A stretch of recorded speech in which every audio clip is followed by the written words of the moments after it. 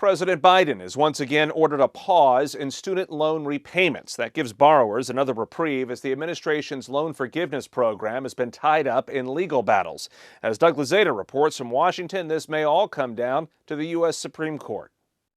Well, this decision buys time for borrowers, but it may also buy time for the Supreme Court to decide whether the president has exceeded his authority.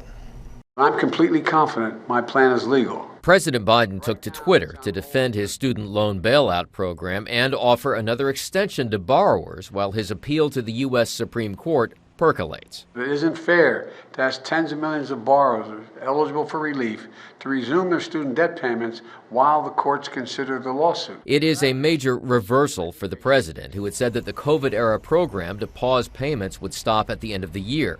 Now that could be extended to as late as September next year, depending on when the Supreme Court weighs in.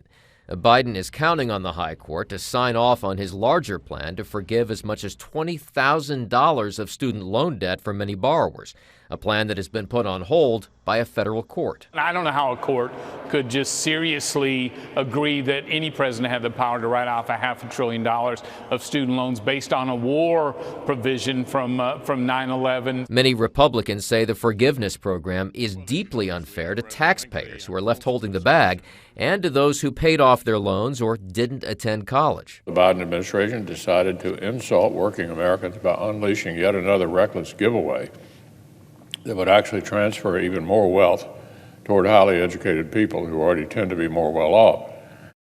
And this really comes down to whether this is constitutional. Can the president do this without authorization from Congress? It's estimated to cost taxpayers $400 billion. In Washington, Doug Luzada, Fox News.